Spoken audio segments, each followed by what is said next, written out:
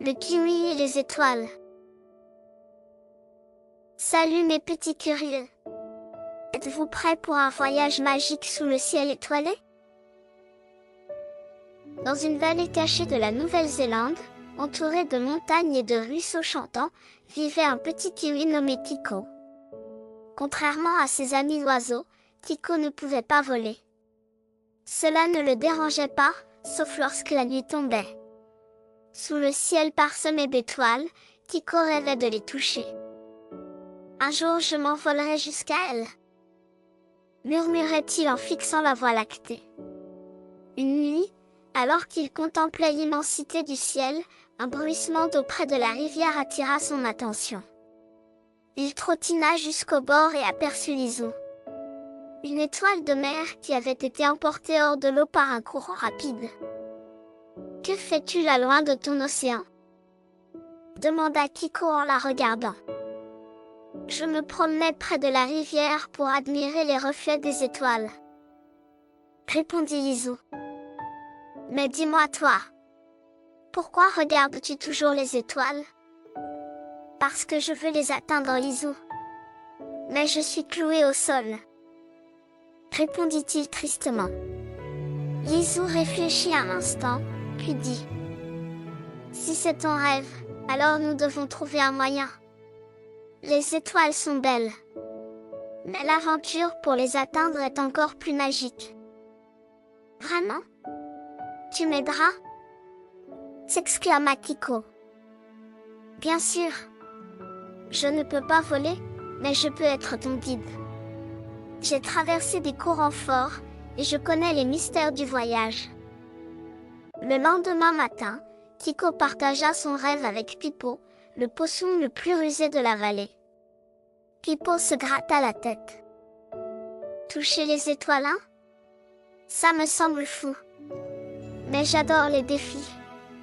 Peut-être que Bella la cacatoès aura une idée. » Ils trouvèrent Bella perchée sur un arbre, ses plumes multicolores brillant sous le soleil.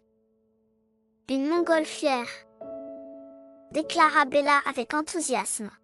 « C'est le seul moyen pour toi d'atteindre les cieux. » « Mais comment construire une montgolfière ?» demanda Kiko. « Ne t'inquiète pas. Tilo le Vomba saura quoi faire, » répondit Pipo. L'équipe se mit au travail. Tilo dessina un plan ingénieux sur la terre avec une branche.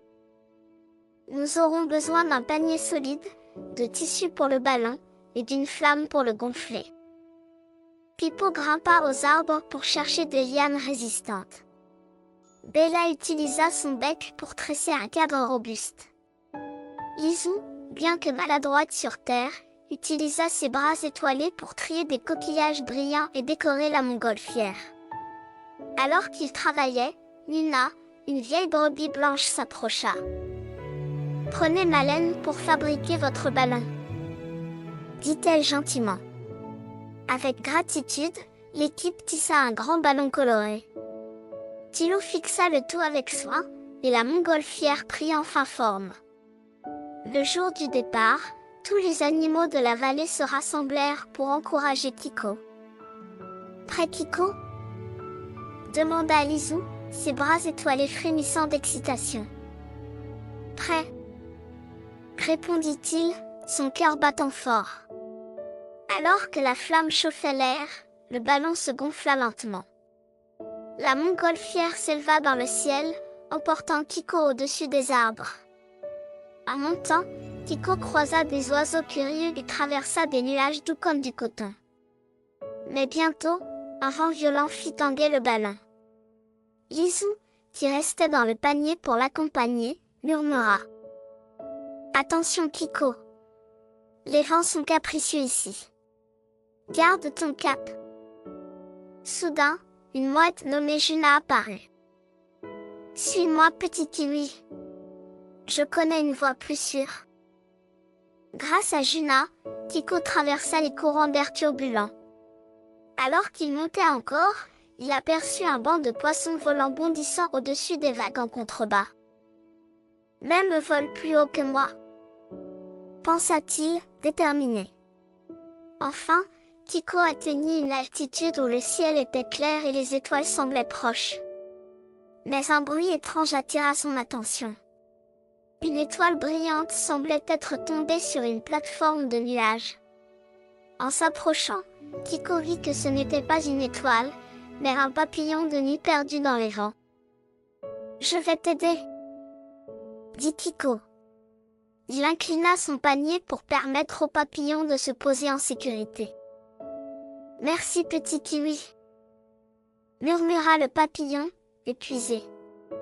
Après avoir atteint une hauteur vertigineuse, Tycho tendit sa patte vers les étoiles.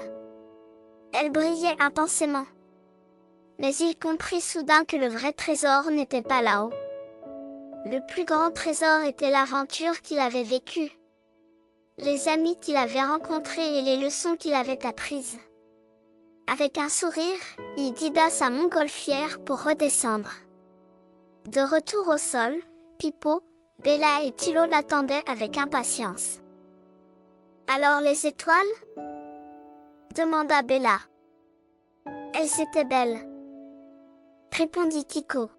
« Mais j'ai appris que les rêves sont encore plus précieux lorsqu'on les partage avec ses amis. » Ses amis éclatèrent de joie et l'entourèrent de câlins. «